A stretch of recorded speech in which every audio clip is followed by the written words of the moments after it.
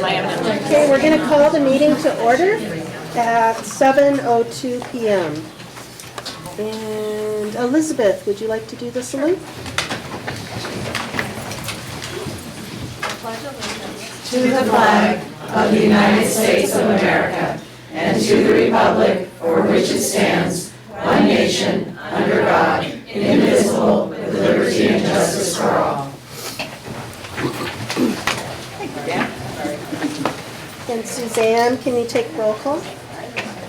Trustee Bergall? Here. Trustee Villalobos? Here. Trustee Levin? Trustee Gould? Here. Trustee Shiakari? Here. Thank you. And the district digitally records the audio portion of the meetings. The recorder is located at the front of the board scribe. All recordings are kept in the superintendent's office for 30 days and are available during that time period for inspection by members of the public on district equipment without charge. As a community service, Pacifica Community Television records and broadcasts meetings. So Suzanne, do you want to note that Jesse? I noted that, that Trustee Levin was here. Thank you. Trustee Levin arrived 30 seconds after he said the pledge of allegiance. And then approval of the minutes for April 24th, 2019. Heather? It's recommended that the board approve the minutes of the April 24th board meeting. Do we have a motion to approve? A second? Second. And all those in favor? Board passes 5-0. Thank you. Approval of the agenda and consent agenda. All items on the consent agenda will be approved with one motion, which is not debatable and which requires a unanimous vote for passage. If any member of the board, the superintendent, or the public so requests, any item shall be removed from this section and placed in the regular order of business following approval of the consent agenda. I asked to pull under 3I, BP, and AR 5117. Can you repeat that? 3I, BP? 5117, BP and AR. Dan, I'm not plugged in, or it says I'm not. And so do we have an approval with those revisions of the consent agenda? All motion to approve? Thank you. I'll second. All those in favor? Board passes 5-0. Thank you. So we want to address BP 5117. These were the BP and AR. I was asking about the term not to exceed 5 school years for interdistrict. This was going to be brought back after looking into that. And I do have some updated information for you. Okay. So we did a little research, and including calling the county office department that oversees this type of activity. What we learned is that there isn't really a single agreement among all the districts for any one specific practice. But that there's kind of a loose understanding that an interdistrict request may not be approved for longer than 5 years. Generally, in practice, everyone renews it every year. It is relooked at again every year to make sure that the applicant is abiding by the conditions of the approval. And I think that the 5-year is maybe related to assuming that perhaps a family comes in kindergarten or first grade, in the early grades, that at least by the time they transition to middle school, that there would be another look at that, a more closer look, just to make sure that in most cases, in some cases, if they're actually leaving an elementary school and going on to a middle school, that there is space to accommodate that student at the other school, at the middle school. But there isn't any hard and fast rule that at 5 years that's any more or less tentative than every year when we look at the renewal of the transfers. And the county office did indicate too that even though there isn't a joint agreement among all the districts, that's something that's a goal that they have, is that there is one agreement or one memorandum of understanding among all the districts at some future point soon, so that we're all using the same practices for inter-district transfers. So again, my concern went back to a K-8 situation. Yeah, so again, it's not an automatic, it's almost like previous that it says 5 years, it's not an automatic renewal in any case, either after 1 year, 2 year, Right. or 5 years. So can we just remove the 5-year then, or? Well, So I do think we want to give ourselves kind of a checkpoint to make sure, and one of the places that we will want to do that is between 5th grade and 6th grade. One of our challenges with K-8s is making the promise to Pacifica families that if they are at one school, if they start in kindergarten, that we'll find a spot for them for 8th grade. I'm not certain that we could make that commitment to somebody that it comes in on an inter-district transfer, depending on space. So I think it would be, to make a promise to a family for more than 5 years for a transfer, I think could be putting ourselves in a position when we may or may not have spaces at particular schools. Then maybe we should reword it to say that transfers need to be looked at when you have a school transition. Or, 5th, 6th grade. Right. We can do that. So that means this comes back again? We're happy to bring it back again. Thank you. Thank you, Maria. I know. All right, so communications. This portion of the agenda is available to the public to address the board on any issue that is not on the agenda. The maximum time allowed for any speaker is 3 minutes. LSCA? Hello. Hello, LSCA and CSCA members. Have you all been wondering why we're wearing red now and not our blue shirts? We are riding the wave of Red for Ed that has been moving throughout the country. You can't seem to turn on the news or refresh your social media feeds without seeing another district pleading with governing boards to put kids first.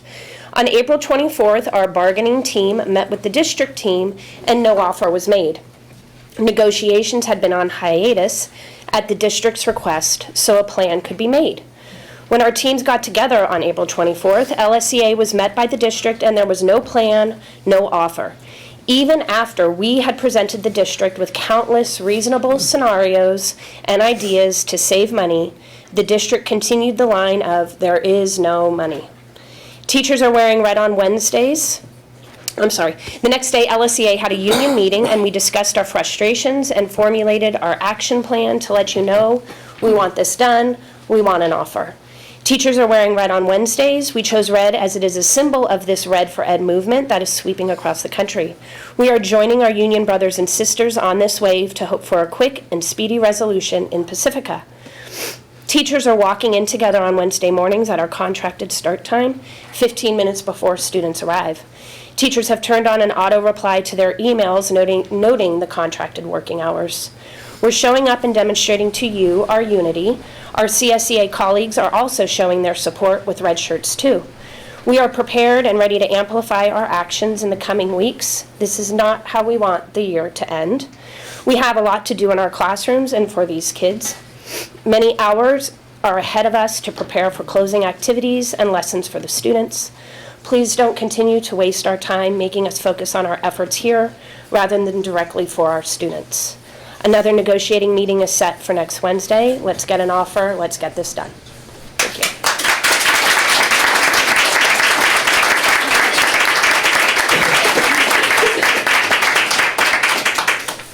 CSCA? A very brief statement, but a very firm statement is we are in total support of our teachers, and of course CSEA is in negotiations too. So if this is what they're getting, I guess that's what we can expect too. So just wanted to say, teachers, we're in total support of you. Thank you, Jerry.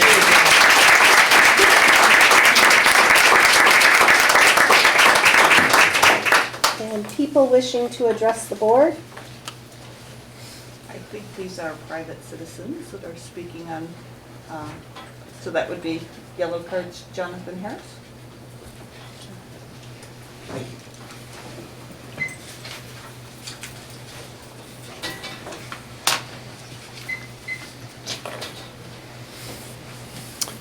Hi, my name's Jonathan Harris, and I'm the co-chair of the negotiations team for LSEA.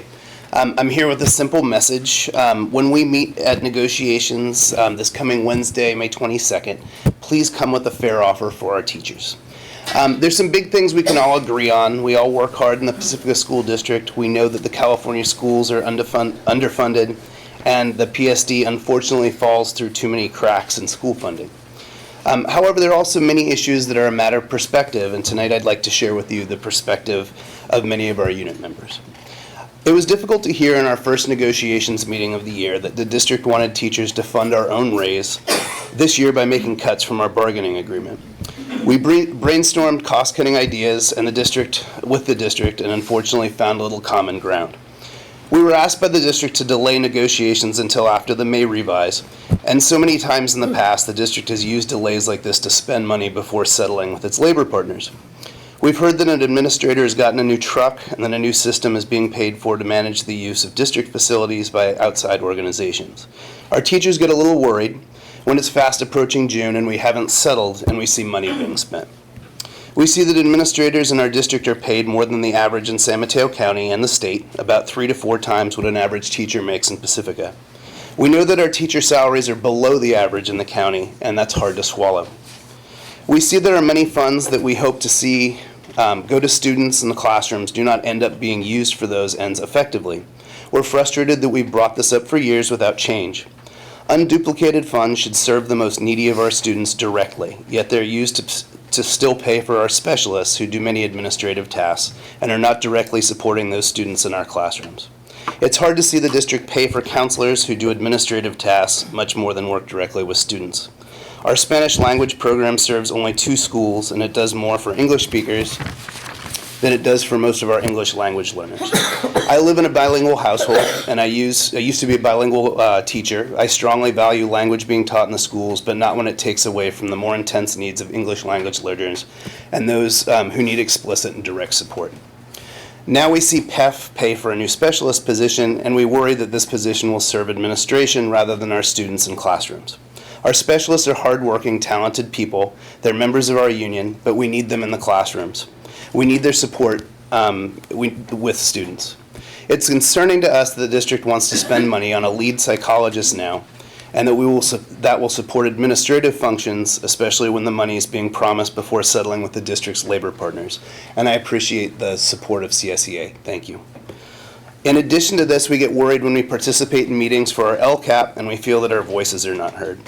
When we don't know how much is being spent on programs and staffing, even though we've asked several times for those figures, it does not appear that the process is transparent, and it does not seem like the district is respecting its stakeholders' needs or wishes in this process. We don't want to worry anymore. We don't want to organize anymore. We want to teach. With the governor's revised budget, we now know that the state is funding increased contributions to STRS and a 3.26% COLA. Please give us a fair offer. Thank you.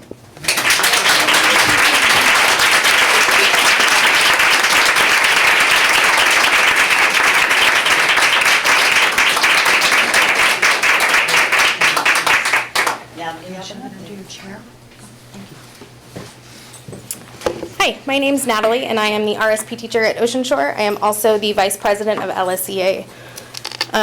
Teachers do many things during off-the-clock hours as part of our jobs. Many of them are obvious, like grading papers and doing report cards, but many of them are more directly related to supporting our students. And that's why we're all here, to support the students, all of us. Many of these things are supported by other staff members at the school site, like vice principals, classified staff, counselors who work with the students. We all do much of it without complaint, but we would like acknowledgement in some form. Here are some examples. Help students with homework, meet with parents, IEPs, SSTs, 504s, create projects and materials, collaborate between special ed and gen ed teachers, collaborate between your grade level partners, create posters for Bridges and Lucy Calkins, piloting, planning, and learning new curriculum, create behavior plans, plan field trips, problem solve, both with staff and students, plan community building and restorative circles.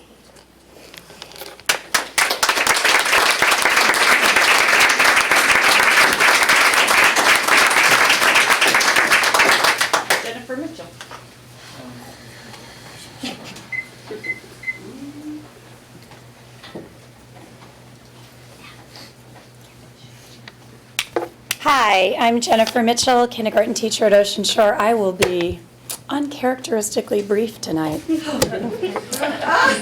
Seriously, everybody knows, I might as well say it. So I'm here with a very simple ask to the Board of Trustees. Please, talk to our teachers. We are the boots on the ground. We get very, very few opportunities to tell you what's happening in our classrooms, at our school sites, and our experience in the district. I know you're limited by the Brown Act, but one or two of you can talk to us without a violation. You've been repeatedly invited to attend meetings with us, but Kathy Shiokari is the only one who has ever taken us up on our invitations. It wasn't that painful, was it, Kathy? I think it would help you to see some of the complexities we face every day as teachers. I know you're busy, but we're all busy. And I truly think that you owe it to the children of Pacifica to communicate with their teachers, not at open house or back to school night, but a real conversation. We're pretty nice people, I mean, except for me. Please come with a fair offer for us.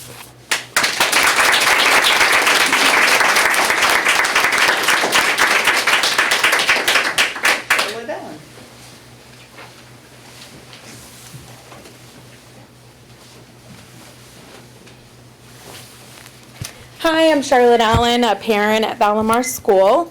In my hand tonight, I actually hold an email that we all received from Dr. Olson this afternoon telling us the good news of some of the facilities that will be improved.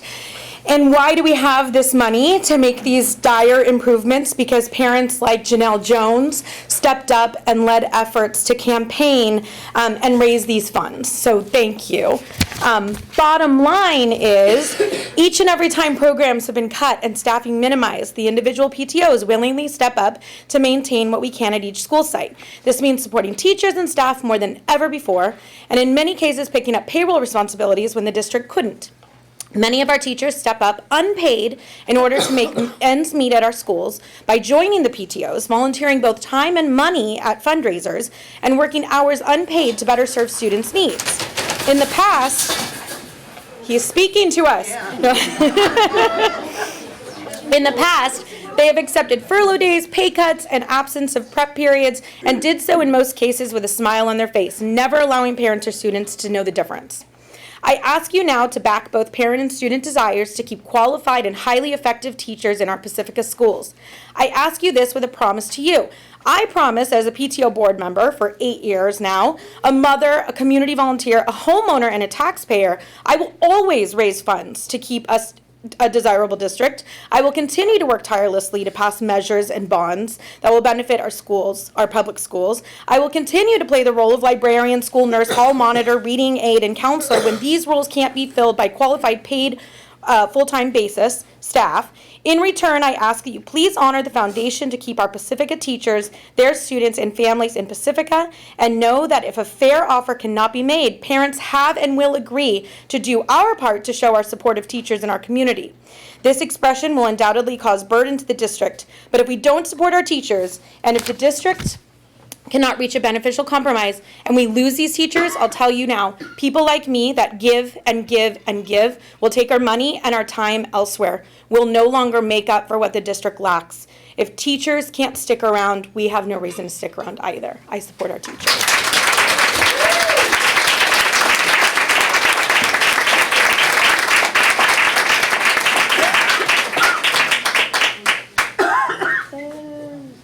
Thank you.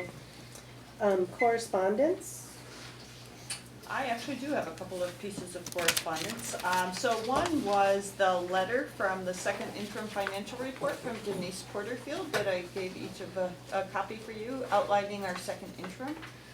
Just a couple of, always comes, they said you have a qualified, or that you have a, that the district has a certified, which means it'll meet its financial obligations in the current fiscal year and subsequent 2 fiscal years, which is fantastic.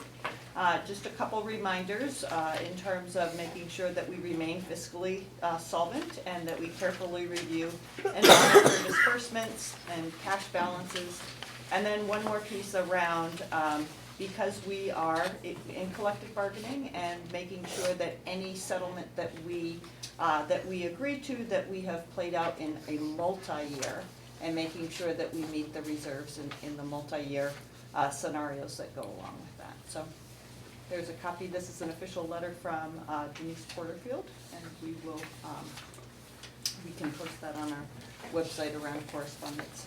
Also, just I sent you each the LCAP comments, the LCAP goals again, but it's not that easy to print, so I also gave you a hard copy of that.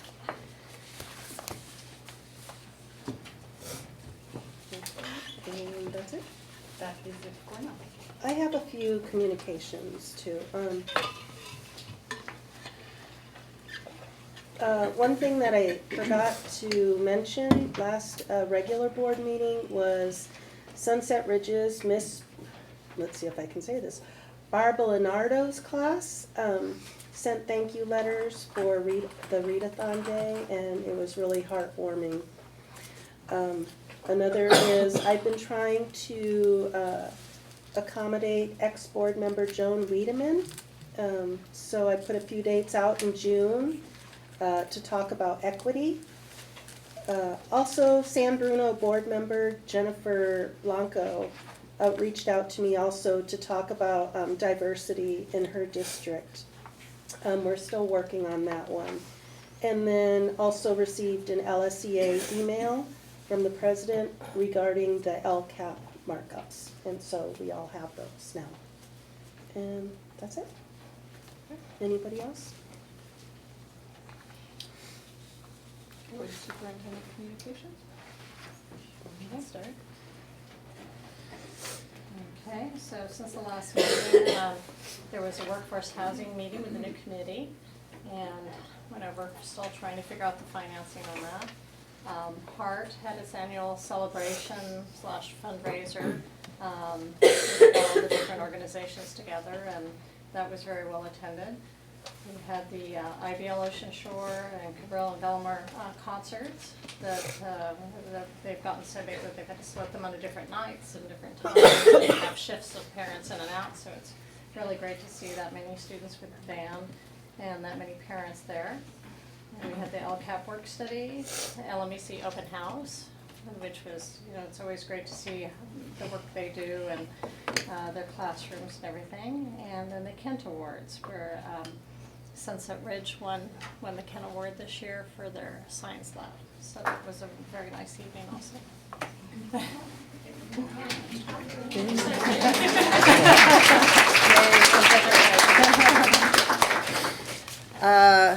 Attended the Elna Flynn, which to say everybody was really well behaved this year, which was almost disappointing.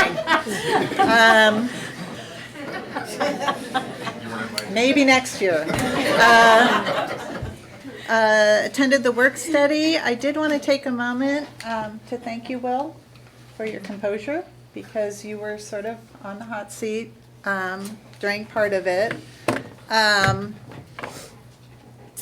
Got a lot of interesting information and some valuable pieces of information. However, I'd also like to say that I hope our next work study will actually be able to have an official dialogue between the board members, because in order to really push some of these things forward, we need to really that's a very important part of it. So I think we're going to have to figure something with the structuring where we allow for comment, but we also allow for deep discussion.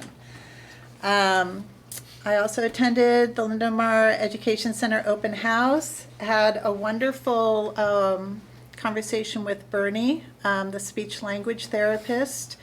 Nicole Sayers took us around, and very interesting talk about the program they do there and the need for conversation going forward into the programs, and the need for the special ed support and prep and to benefit the children.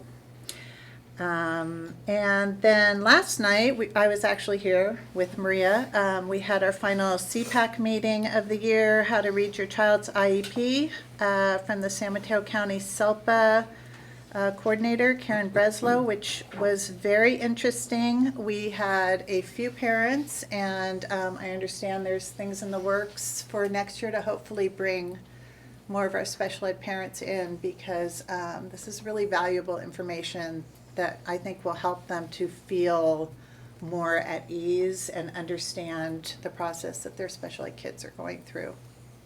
So. Do we have any childcare that goes along with that meeting? I understand in the past, there was childcare for 2 out of the 4 meetings. I don't think we did it this year. Mm-mm. Maybe that'll help. Yeah, it might. And what time is that meeting? 6:30. Okay. That sounds like a time that people can usually get around. Yeah. I did all those things. No, not all those things, but some of those things. The work study. Yeah, I feel like we got a lot of information at that work study, but I agree with Kathy. We can't talk about things amongst each other. We don't plan little meetings to talk about what's going on with the school district, because we don't want to get ourselves in violation of the Brown Act. So the work studies, are the times for us to sit around and talk about district business in a public atmosphere, so that we're within the Brown laws. And so, if we don't have work studies where we can discuss things with each other, then then we stay, then we don't have a process time. That's essentially, we don't get to process what we're thinking about. We end up going solo on our thoughts, and that makes us not make always the best decisions. So we have to have some kind of in between. I went to the Kent Awards, and it was great to see Ellie and the teachers get the award for the science that they're doing, because it's so important. So thank you. So the only 2 things that I have are the LMEC open house, which was really good. Partook in the conversation with Bernie, and also kind of talked Nicole's ear off a bit after you guys left. So that was really, really good. It's going to be interesting to see how that building actually changes a bit with all the movement. Yeah. And then went to the work study and saw some of you out there. And, I thought it was good. Will, you did a great job. I think there's definitely some areas that we have to work on, and we all know about them. And it would be good if we could talk more about how we might get there. So, and that's about it. I was going to go to Elna Flynn, and unfortunately I had something that I could not miss. So. Well, let's see. I went to the Elna Flynn, and that's one of my favorite events, because we get to see all the contributions that the volunteers are doing in our schools and our community. And we couldn't do it without the volunteers in the school district, so thank you.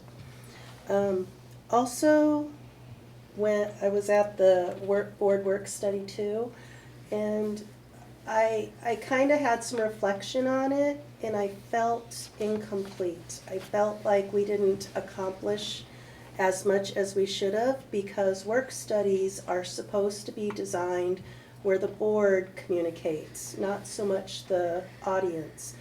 And so I think we need to find a way, because the LCAP is in its final 3rd year, on how to include more people, if they're interested, in the committee for the next round. But it seems that sometimes the guidelines are changing from what's coming from the state. So Will, I want to thank you for all the hard work that you've done compiling the information, the meetings, the markups, and also want to thank the teachers for their input too, because you're right, we do need to listen to you, and we need to know what's going on in the classrooms and how to make things better for our kids. But I think at the next work study, we need to do it in a more respectable way, and I don't mean that in a bad way, but we all need to let the board do their work and discuss things, because when we leave here, we can't talk about things with more than 3 people. Or more than 2. I'm sorry, more than 2 people. And so we really need that time to reflect and discuss more and make changes or not make changes, so that we can do the best for our kids. And I just wanted to say that, and I wanted to apologize if, things got a little out of control, because I'm the president and I'm supposed to run the meetings. And that's all I do. I think rather than tell you all of the events that I went through this week, I just want to, the thing that was the most meaningful were the Kent Awards, to see the different programs that got put on by the different school districts. I met Josie's brother, and who received a Kent Award. But really, the most meaningful piece was, and I'm going to need help with her last name, Kalima Saludin. She's the president of San Mateo County School Boards Association, and she's the president of Jefferson. She's their president currently, and her students are graduates of the Pacifica School District, and she was finishing up, and she looked out at the audience, and she, with not being able to say it without her voice cracking, she said, "I want to thank every single educator, from the school custodian to the people who watched my kids at recess, to the teachers who waited with my kids as I was a little bit late picking them up." She said, "I have, my my children are so successful." And she said, "I, as a single parent, would have really struggled to have done this by myself."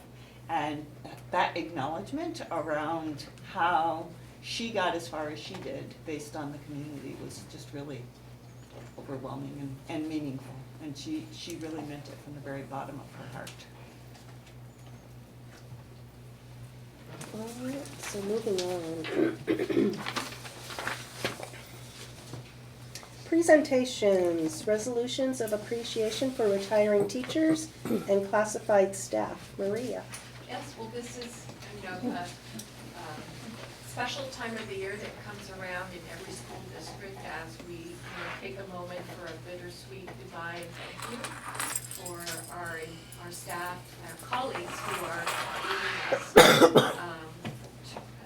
for a special reason, for a fun reason, and that to retire and to go on to the next phase of their lives. So we have some honorees tonight that we'd like to present to you. I think what I'll do is go down the list, and some people are here and some people are not, but I feel like to at least verbally introduce them. So Kathleen Fugit.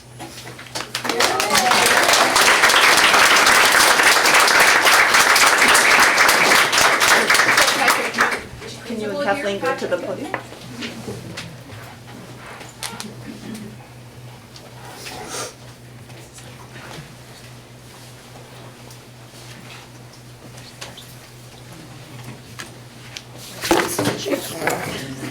I'll let you bend down.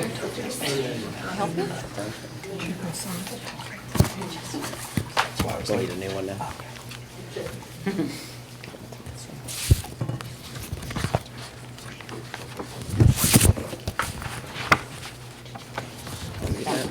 Thank you. Okay. So a resolution in honor of Miss Kathleen Fugit. Resolved by the Board of Trustees of the Pacifica School District, County of San Mateo, State of California, that whereas Kathleen Fugit has been a highly successful classroom teacher in the Pacifica School District since 1997, and whereas Ms. Fugit has enriched the lives of a countless number of students and their families in the Pacifica School District with her passion and commitment to her students, and whereas Ms. Fugit has also served time as Ortega's art instructor and constructed the colorful tile mural on the wall in back of Ortega B Wing.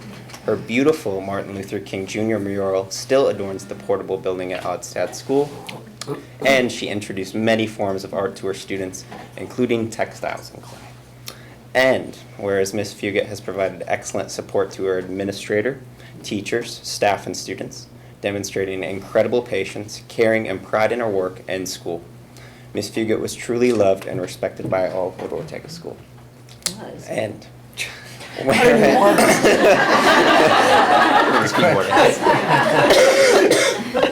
whereas Ms. Fugit has fulfilled all her duties and responsibilities as a classroom teacher in a professional and highly exemplary manner, now, therefore, be it resolved that the Board of Trustees of the Pacifica School District extends its best wishes to Kathleen Fugit upon the occasion of her retirement following 22 and a half years of faithful and dedicated service to public education, and extends its sincere best wishes for a rewarding and fulfilling future.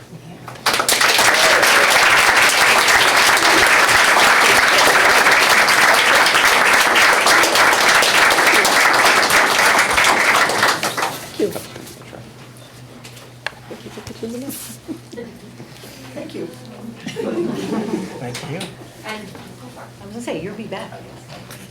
And then Mr. Danny Kaw, who I don't think is here. He is not. Mr. Kaw, but Mr. Kaw has been a custodian among our staff for many, many years. And I got to know him this year because he and I were usually the last ones out the door at night. And so he'd always warn me to pull my blinds and lock my door so nobody could get into my office. So I appreciated his company and his support. And then next we have Ms. Ellen Luthan. All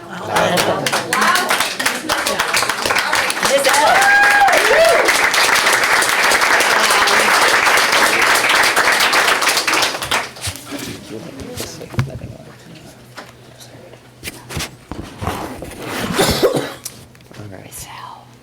You want to just say Miss L? I can say Miss L. All right. Resolved by the Board of Trustees of the Pacifica School District, County of San Mateo, State of California, that whereas Ellen Louthan has been a highly successful classroom teacher in the Pacifica School District since 1987, and whereas Ms. Louthan has enriched the lives of a countless number of students and their families in the Pacifica School District, and whereas Ms. Louthan's Polar Express reenactment was anticipated was anticipated by families every year, as was her annual campout with lanterns, campfire, s'mores, and crickets, and frogs chirping in the background. Her warm fuzzies felt throughout the school, and the amount of parent participation in her classroom was evidence of the support she received for her extensive programs. And whereas Ms. Louthan has provided excellent support to her administrator, teachers, staff, and students, demonstrating incredible patience, caring, and pride in her work and school, Ms. Louthan was truly loved and respected by all at Ortega School and was seen as a pillar of our kindergarten program. And whereas Ms. Louthan has fulfilled all her duties and responsibilities as a classroom teacher in a professional and highly exemplary manner, now, therefore, be it resolved that the Board of Trustees of the Pacifica School District extend its best wishes to Ellen Louthan upon the occasion of her retirement following 32 years of faithful and dedicated service to public education, and extends its sincere best wishes for a rewarding and fulfilling future.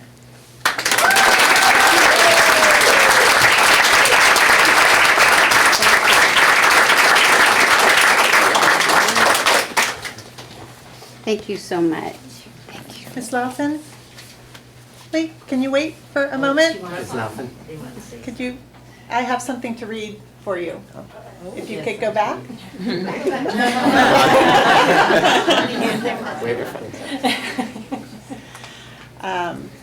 Hello, my name is Lynette Lazar, and my son is one of Ellen's kindergarten students this year.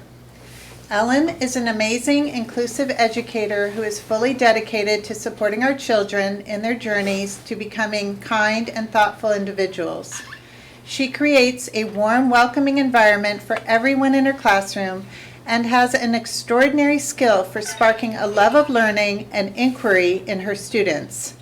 Ellen also has a very unique capacity for creating a supportive classroom community amongst her students. My son is disabled, and therefore his safety and educational success are highly dependent on the inclusivity of his classroom and school communities. I continue to be extremely impressed with how well my son's classmates naturally include and support him and even advocate for him when needed. My son has thrived tremendously this school year, and I know that this is primarily due to Ellen's commitment to thoughtful inclusion. Thank you very, very much for all that you do, Ellen. It has been an absolute pleasure collaborating with you this year, and I wish you the best in your retirement.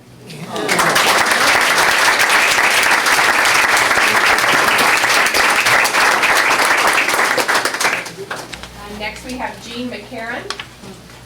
Jean here. Dan's gonna speak to her. She's not here. They only printed. Oh, okay, because they sort here. She's just coming from Benicia, so. Oh, okay. She's not here. Yeah. Okay, and then Lynn Magincalda. There you go.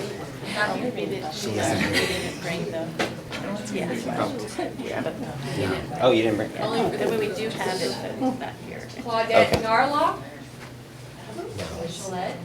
Joyce. Joyce. It says Claudette, but Joyce is her middle name. Thank you. Janet Nellis, her partner in crime. She's not here. Quadrillo. Dewan Padilla.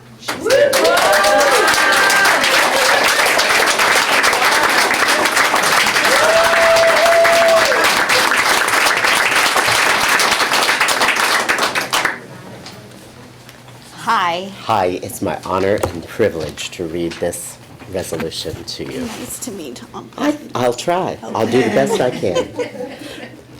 Duan Padilla, resolved by the Board of Trustees of the Pacifica School District, San Mateo County, State of California, that Duan Padilla has been a highly successful classroom teacher in the Pacifica School District since 2000, and whereas Ms. Padilla has enriched the lives of a countless number of students and their families in the Pacifica School District, and whereas Ms. Padilla went above and beyond her daily duties to support students at the annual community singing at the Pacifica Community Center, supporting teachers district-wide as part of the Silicon Valley Math Initiative team, That too. and bringing history to life to students through the production of Gold Dust or Bust. Whereas Ms. Padilla, I didn't remember Tortilla Tuesdays, so I'm sorry about that. That's okay. It's okay. So whereas Ms. Padilla has enriched the lives of a countless number of students and their families in the Pacifica School District, and whereas Ms. Padilla has fulfilled all her duties and responsibilities as a classroom teacher in a professional and highly exemplary manner, now therefore be it resolved that the Board of Trustees of the Pacifica School District extends its best wishes to Duan Padilla upon the occasion of her retirement following 19 years of faithful and dedicated service to public education, and extends its sincere best wishes for a rewarding and fulfilling future. To my friend, Duan Padilla. Thank you.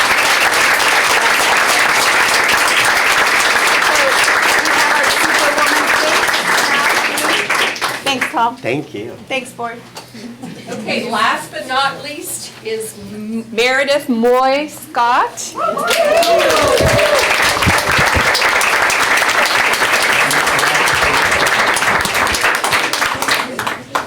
Come right by me more. Okay, this is one very special lady here. So, resolved by the Board of Trustees of the Pacifica School District, County of San Mateo, State of California, that whereas Meredith Scott has been a highly successful instructional aide, clerical assistant, certificated personnel analyst, administrative secretary, and confidential personnel specialist in the Pacifica School District since 2007. And whereas Ms. Scott has enriched the lives of countless numbers of students and their families in the Pacifica School District, not to mention our staff. Whereas Ms. Scott has provided excellent support to her administrator, to teachers and staff and students, demonstrating incredible patience, caring, and pride in her work. And Ms. Scott was truly loved, is truly loved, and respected by all, And whereas Ms. Scott has fulfilled all her duties and responsibilities as an instructional aide, clerical assistant, certificated specialist, administrative secretary, and confidential personnel specialist in a professional and highly exemplary manner, now therefore be it resolved that the Board of Trustees of the Pacifica School District extends its best wishes to Moy Scott upon the occasion of her retirement following 12 years of faithful and dedicated service to public education, and extends its sincerest best wishes for a rewarding and fulfilling future.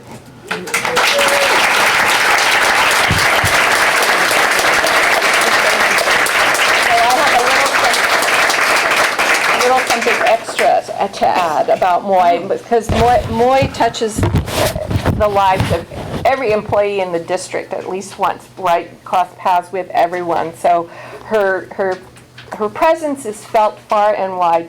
I want to thank you especially because you made the ultimate sacrifice. You really wanted to retire last year. But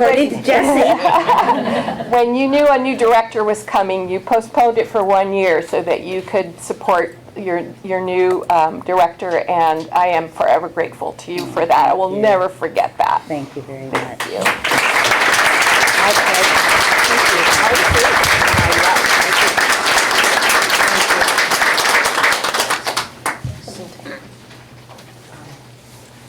So do we keep it Dan's? I will say one thing. Just one thing. No, I'm honored, I'm truly honored to be presented this resolution, but I also want to say that I'm truly honored because Ellen, Kathy, and Dwan were my son's teachers. Yeah, all three of them.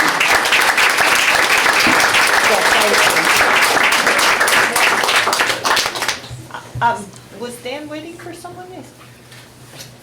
He was here for Ms. McCarron. And they didn't come. Oh, didn't come, okay, got She's it. coming from Benicia. Got it. So I think traditionally we take a 20-minute break and invite everyone out into the, yes ma'am. I'm sorry, we need to. Oh, we need to vote on this. Pass the resolution. resolution. Pass these resolutions. Please forgive me. Can I just say? When are they gonna let her go? Yeah, sure. I just want to thank all of the retirees, and I'm unfortunately a little biased to Miss Fugit, because my daughter, I think she was inspired by the art, so some of the artwork she would bring home, I'd be like, wow, so I still have it in frames. And Miss Lauthan, every single parent wants their kids to be in Miss Lauthan's class, or did.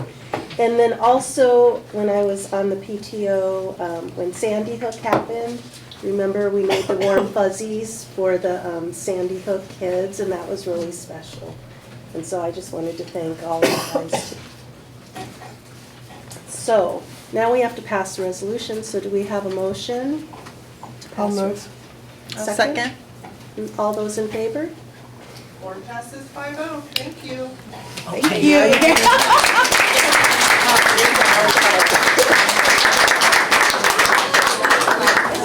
Now we will adjourn for 20 minutes out to have some cake.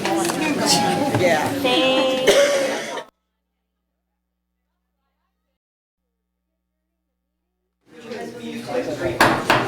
At 8:10.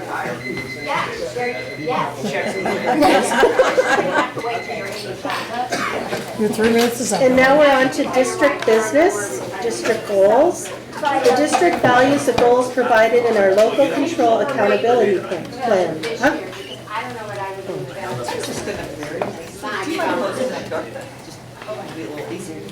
And strategic plan. All of our district board agenda items are tied to these goals. One or more of the goals are listed in the description of each board agenda item. The details for each of those district goals can be assessed on our Agenda Online public page or by visiting the district website, www.pacificasd.org, under District Information, Board of Trustees. 6A, Resolution Number 2019-05-15-J, 2018-19 budgetary increases and transfers at year end. And this is under LCAP Operations. Josie. Thank you. So this is a routine item for the 2018-19 school year. As we close the books for 2018-19, this resolution enables us to move budget expenditures between categories where there might be some over expenditures in some categories and some under expenditures in others. It allows us to be able to move the expenditures and close the books for 2018-19. Okay, and this is an action item. So do we have a motion and a second? And all those in favor? Board passes 5-0, thank you. Child nutrition update, goal number 3, operations. Josie? Thank you. And tonight we have Lori Miller, our child nutrition supervisor, who is here to give an update on our presentation for the child nutrition program over the past year. Just make sure this is on. Thank you for coming. Thank you for having me. Okay, great. So just start? Okay, thanks for having me. I have 2 of my child nutrition cooks here supporting me, Darcy and Julie. Thanks for coming, guys.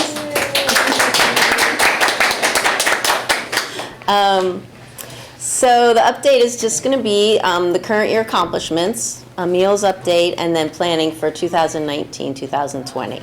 That is a photo of our Giants celebration, Welcome Back Giants lunch.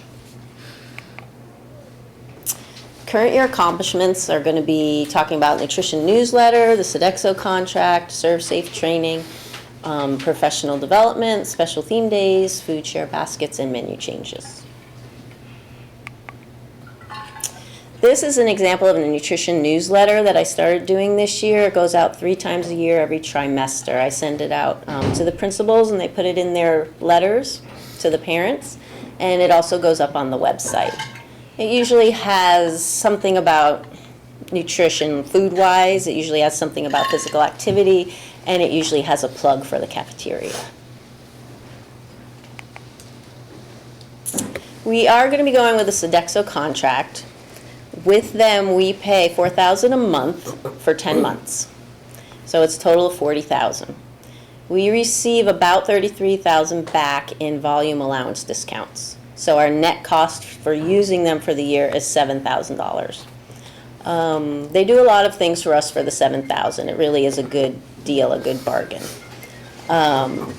They do procurement for us, they have processing services, and they have program support. Somebody comes out at least 3 times a year for questions I might have or to help develop new items, things like that. Procurement is important for them doing it because they have leverage, and we get better pricing because they're using their leverage because they can group everyone together. They provide third-party food and safety audits, and all the bids are handled in compliance with the USDA. So that's important for audits. So everything is ship-shape when they come in.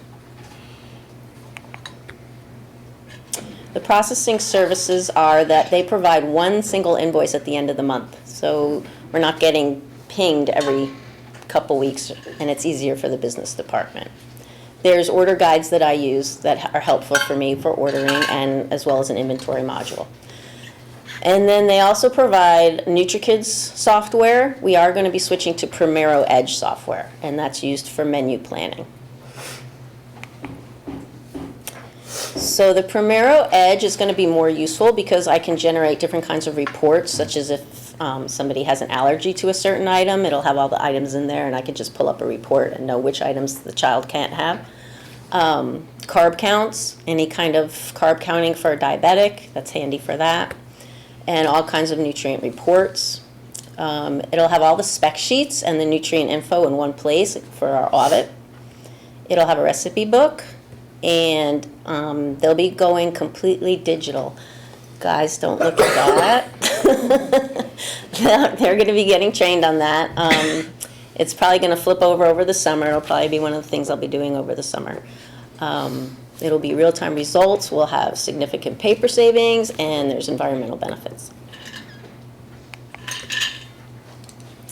Another thing we did was SERVSAFE training.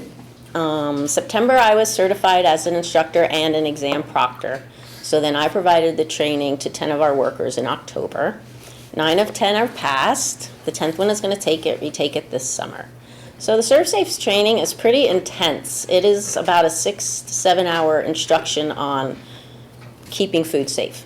So, and they pass at a managerial level because they are the ones that are in the kitchens. They are the ones responsible for the food. We have professional development we have to do. It varies by the number of hours that the workers work. Greater than 20 hours, they need 6 hours. If they work less than 20 hours, they get 4 hours of training. All the staff exceeded our training. The topics are there. One was the school-based harassment that we did at the beginning of the year and the mandated reporter training, planning and prepping of new menu items. The SERVSAFE training itself would have passed everybody because that's a 6 to 8 hour thing.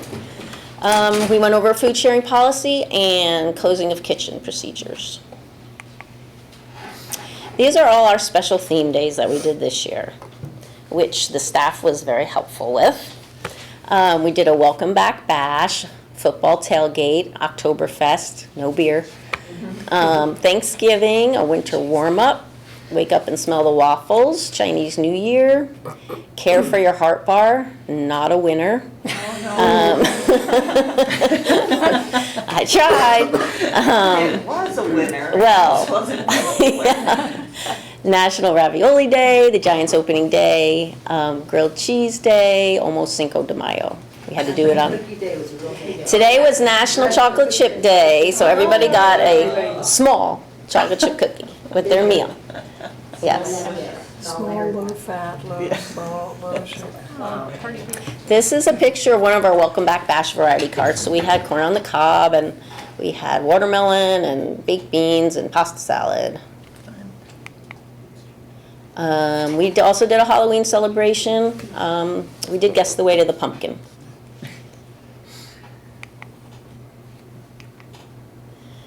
This is our Chinese New Year celebration. Food share baskets. Ocean Shore is to begin or has began a food share program. So they are all in and they are providing volunteers to do it and to help with it. The other schools are starting with their own type of food sharing. Many of them are just doing milk for now. Some are doing milk and fruit. We're going to see where it goes. But for right now, we do have one school that's wanting to do it and doing it. Menu changes. We changed from a 2-week cycle to a 3-week cycle. It's less repetitive for the students and it's less repetitive for the staff. So hopefully that encourages people to buy more. We've changed offerings from 4 entrees a day to 3. It's much more cost effective. A lot of food was getting made with the 4 entrees and it just wasn't going. So we went down to 3. We've tried a lot of new products on the menu this year and we've evaluated their acceptance. A lot of times with the theme days, we put a new item on for the theme day, and then if they like it, it becomes part of the menu, such as like Oktoberfest, we did a big pretzel with cheese, and now that's on the menu. So kind of doing the testing in that way. This is our average daily lunch counts. This is the last 3 years. You can see the last 2 years are about the same. Based on another report, the lunches are going up in month. This includes August and September, which isn't really a big one, and it excludes May. It's just through the end of April. So it's pretty much stays the same. Breakfast, however, has been going up. So that's nice to see. Trying to implement a few more warm items, different items, and it seems to be going well. Federal funding for the lunch program. For lunch, we get $331 for free, $179 for reduced. Breakfast is $179 and $149, and then state funding is almost 24 cents. Currently, we have 22% district-wide that are free or reduced eligibility. And in order to be that, the household can't exceed $32.6 thousand for free and $46.4 for reduced. And these do change yearly. These are our current meal prices. It's $2 for breakfast, 30 cents if you're on reduced. Lunch is $3.25. IBL lunch is $3.50 and reduced is 40 cents. And as of right now for next year, we will be staying at the same prices. So the planning for the next school year would be to go from NutriKids to Primero Food, and doing the digital production sheets. Further fine-tuning the menu. I've ran different kind of reports trying to figure out what days are best, what not. Who wants to guess what day is the most popular day to buy? Whatever day they have the pizza. I thought so too, but Wednesdays. Wednesdays? Wednesdays. Is it because it's early out day? Wednesdays is the biggest. What's the, and then there's the day that has the least amount of purchases. What days? Mondays. Because people have their stuff together, and they make a lunch, and the rest of the week they're like, and then the next favorite, of course, is Fridays, and we have pizza on Fridays. So I'm trying to figure out if it's the pizza or the Fridays or the, so we've been running different reports trying to figure it all out. We will see. And we're going to be preparing for our audit, and we need to get some equipment in the kitchens. Everything is slowly wearing down. And that's it. Questions, comments? I just had a question about the free and reduced at 22%. Is that going up? It's about stable from last year. So I had sort of a question and comment. The average breakfast count going up is an interesting phenomenon, and I'd be interested in why that's the case. Is it that we have students' families that are feeling the pinch more? Could be. We really can't tell from the percentages because, as the president just said, we're at 22% roughly, but this has gone up. Well, I'm not really sure what these percentages represent at the bottom of your average daily breakfast count. Let me go back. If that represents really if that's on the same metric as our, in other words, if that's the percentage, that 239 is 7.6% of our total enrollment. Yes. Right? Then it is in the same metric as our 22% overall free and reduced price lunch. Right. So it looks like, so if that number stayed steady, that we're still at 22%, it probably hovers around 23, 24, 21%, then this is a good thing, because this is saying that students that are eligible and previously were not taking advantage of it are, I mean, it could be a good thing. Right. Right? It also could be that within that realm of being eligible for free or reduced, they're feeling the pinch even worse at home. That is, they're eligible for free or reduced, but things have gotten that bad at home. So it's just, when you see increases like this, it just, I kind of flash on it and say, well, what's going on there, and are our kids seeing additional needs, or is it just more of an uptake? And you're doing a better job of communicating, hey, we've got breakfast here for you. Right. This could be paid breakfast too, right? Mhm. You can purchase breakfast. Oh, this is, okay. This is all breakfast. This is all breakfast, okay, Yeah. gotcha. Okay. Anyway, interesting. It's, I'd like to look into it, but I'm also glad to see that our numbers of needy students have not gone up, because that's kind of heartbreaking. Right. Even though we get more funding from the state, Right. but still. Yeah. I had one other question that just escaped me. I'll email you if I remember. Okay. The last couple of years, we talked about using more of the local farmers, or maybe having some days where it's the local, food that's grown in Half Moon Bay or up and down the coast. Have there been any, and the county was talking about getting different school districts together for purchasing power. Did anything ever come of that, or did it? I have not heard anything about that, and we are on contract with SODEXO for our Yeah. produce also, so it has to be something we do at the beginning of a year before we sign the new contract. I think Joe's been on a couple of those meetings, Yeah, the difficulty for us being such a small school district, and most of the farmers are down in the Salinas, down that area, it is more difficult for us unless we could piggyback off like a South San Francisco or somebody, and we just haven't had the bandwidth to. And I haven't been invited to any more of those meetings. I haven't really heard much more about it, but it would be something we'd be It interested seemed like they in. really wanted to get it ramped up, and they were doing it in Santa Cruz, and then we didn't hear anything. Yeah, and it's after more that. down in the South Bay, it's easier for them because they're closer to the farmers. It'd be just nice with some of the berries or the things you see, you know, the different food stands along the way to have, you know, at least introduce the kids to some of it. Yeah, and it would be nice if we can incorporate our gardens. The good thing about SODEXO is, you know, for liability reasons, all the food is inspected and it kind of goes through their system. So if there's a recall or if there's anything like that, we're immediately notified and, you know, we're safe and protected that way. So traditionally, we've run at an ending balance of negative 50,000 a year for our food program. Is that $7,000 going to make us in worse shape or in better shape? I believe it'll be about the same. It's about the same.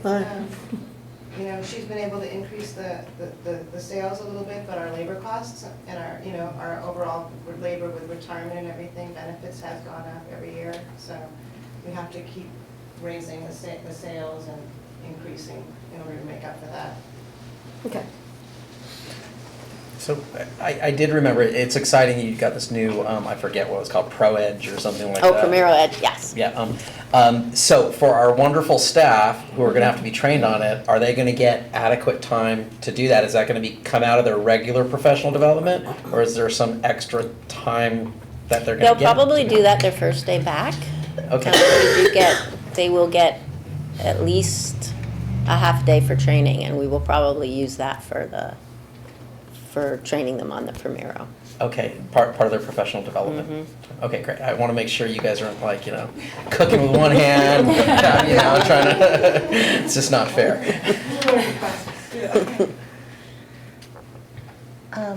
I just want to make a general comment that I know whenever we look at our budget, we do look at the food program and the amount of money that we're putting into it. And I feel like this is one of those areas of support that we give to our students, and we don't often account for it because, you know, countless articles and just common sense says if you're hungry, you can't learn. So thank you to all our staff and to Lori for doing all this important business. And I feel like it's incumbent upon us to continue this kind of support. Any other questions or comments? I'm good. Thanks. Thank you. Thank you. I don't know how. Thanks. All right, board bylaws, policies, and administrative regulations, goal governance.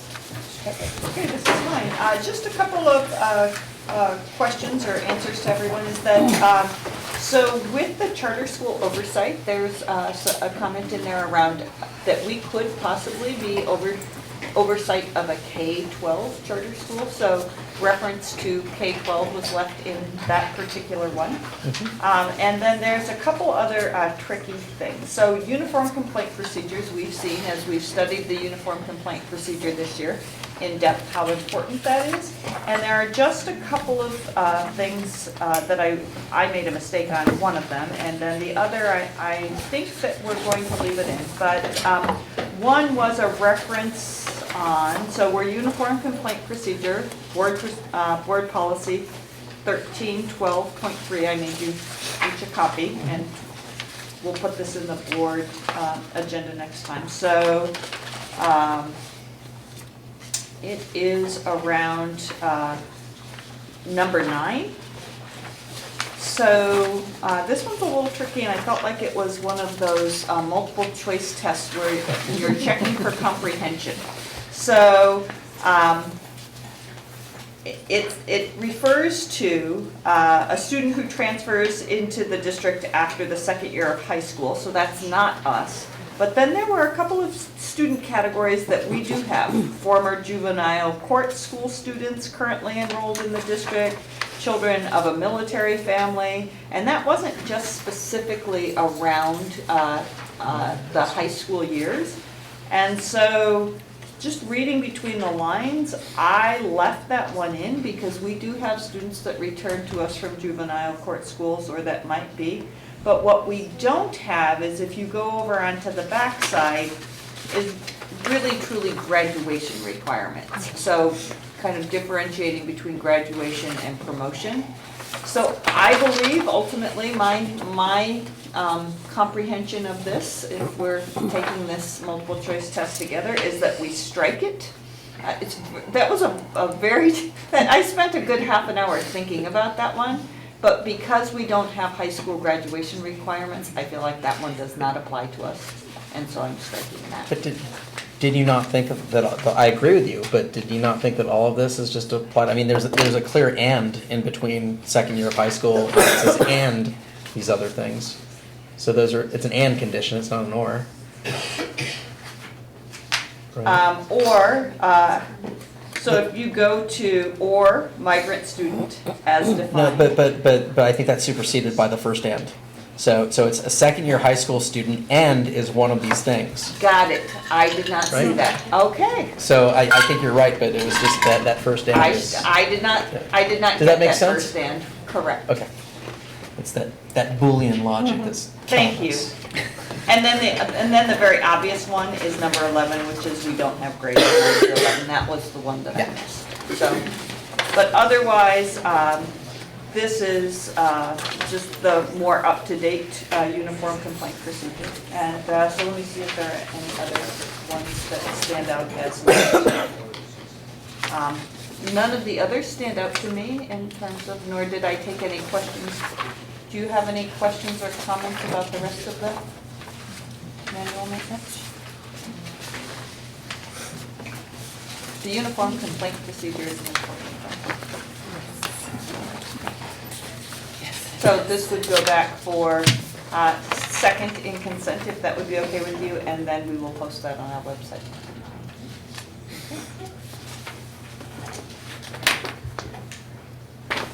All right, so let's move on. March 2019 Manual Maintenance 3000, first reading. Josie?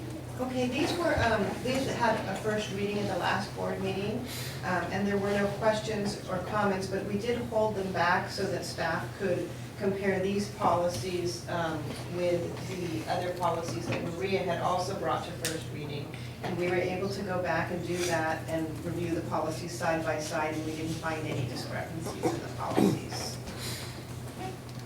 Also, with regard to the one under the students section, the AR students section has permissive language in it, so that it allows the superintendent, should a particular situation call for it, to invoke this, but knowing that it would probably be a rare instance that we would want to do that.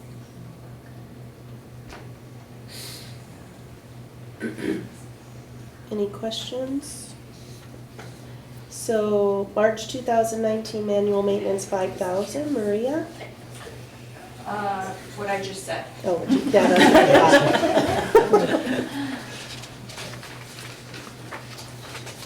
all right, and adjournment, 8:35. Oh my God. Oh, darn. So close. But we're close.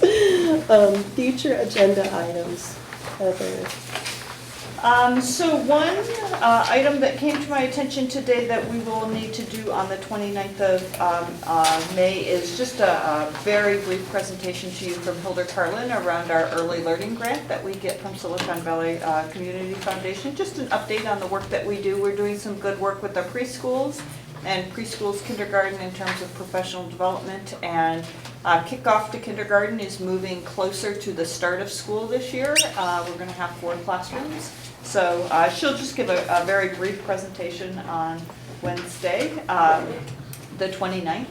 So next next Wednesday will be the work study around financing of workforce housing, and we'll have the crew of Armando Sanchez.